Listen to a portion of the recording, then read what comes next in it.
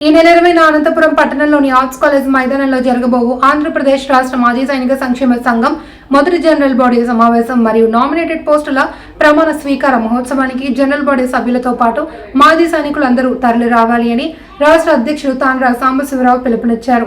రాష్ట్ర స్థాయి సమావేశం కోసం విస్తృత ఏర్పాట్లు చేస్తున్న అనంతపురం జిల్లా మాజీ సైనిక అసోసియేషన్ సభ్యులకు అందరూ సహకరించాలి అని కోరారు. ఈ కార్యక్రమంలో కమిటీ సలహాదారులు సుంకర శేషగిరిరావు, తాడివాక రుక్మాధార, షేక్ కరీముల్లా పాల్గొన్నారు. ఈ నెల 20వ తారీఖు అనగా వచ్చే ఆదివారం అనంతపురంలో మన మొట్టమొదటి రాష్ట్ర కమిటీ జనరల్ బాడీ మీటింగ్ నిర్వహించాలని, అదేవిధంగా అదే రోజు నామినేటెడ్ పోస్టుల యొక్క ప్రమాణ స్వీకారం ఏదైతే కొన్ని అనివార్య కారణాల వల్ల కొంత లేట్ అయిన సంగతి అందరికీ తెలిసిందే. మరి నామినేటెడ్ పోస్టుల ప్రమాణ స్వీకార మహోత్సవం కూడా మరి అనంతపురంలో 20వ తారీఖు జరుగుతుంది. కాబట్టి అందరూ కూడా వీలైనంత మంది జనరల్ బాడీ సభ్యులతో సహా మిగిలిన సభ్యులు కూడా మన మాజీ సైనిక సోదరులు మరి వచ్చి ఆ యొక్క జనరల్ బాడీ మీటింగ్లో రాష్ట్ర కమిటీ తీసుకోబోయేటటువంటి నిర్ణయాలకి మరి ఆమోదం తెలియజేస్తారని చెప్పి, సహకరిస్తారని చెప్పి, నామినేటెడ్ పోస్టుల ప్రమాణ స్వీకార మహోత్సవాన్ని మరి కనుల పండగగా ప్రతిష్టాత్మకంగా అనంతపురం జిల్లాలో ఉన్నటువంటి అక్కడ ఆ జిల్లా ప్రెసిడెంట్ గారు, అదేవిధంగా మన రాష్ట్ర ఉపాధ్యక్షులు మరి విశ్వేశ్వరరావు గారి ఆధ్వర్యంలో అక్కడ మరి వారి గత 10 రోజుల నుంచి కూడా ఈ కార్యక్రమం నిర్వహణ కోసం ఎంతో కష్టపడుతున్నారు.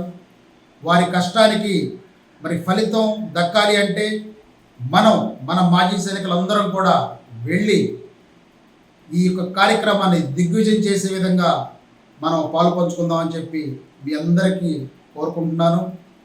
ఇంకొక విషయం, ముఖ్యమైన విషయం, మన మాజీ సైనికులకు సంబంధించినటువంటి కొన్ని విషయాల మీద మరి ఈ రాష్ట్ర కమిటీ మరి పోరాడాలని చెప్పి, కొన్ని చర్యలు తీసుకోవాలని చెప్పి నిర్ణయించుకుంది. అందులో ముఖ్యంగా మన రాష్ట్ర జనరల్ సెక్రటరీ గారు అయినటువంటి డాక్టర్ సూర్యుడి శివకుమార్ గారు మొన్న ఒక లెటర్ని పోస్ట్ చేయటం మీ అందరికి తెలిసిన విషయమే. గౌరవ ముఖ్యమంత్రి వర్యులు శ్రీ చంద్రబాబు నాయుడు గారికి, చీఫ్ సెక్రటరీ గారికి, అదేవిధంగా ఆర్ఎస్పీ డైరెక్టర్ గారికి మరి ఒక లెటర్ని, ముఖ్యమైనటువంటి లెటర్ని ఇవ్వటం మీ అందరికి తెలిసింది. ఆ లెటర్కి యొక్క సారాంశం ఏమిటంటే, మాజీ సైనికులకు సంబంధించి ల్యాండ్ అలాట్మెంట్ ఏదైతే ఉందో దానికి కొన్ని షరతుల మీద మనకి రిటైర్మెంట్ అయిన తర్వాత 3 సంవత్సరాల వరకే ల్యాండ్కి అప్లై చేసుకునే విధంగా మరి ఆ జీవో ఉండటం, దానివలన చాలామంది మాజీ సైనికులు ల్యాండ్కి అప్లై చేసుకోలేకపోవడం అందరికీ తెలిసిన విషయమే. మొట్టమొదటి పాయింట్గా మన రాష్ట్ర కమిటీ మాజీ సైనికులకి ల్యాండ్ అలాట్మెంట్ విషయాన్ని మరి తీసుకోవటం మీ అందరికీ తెలిసిన విషయమే.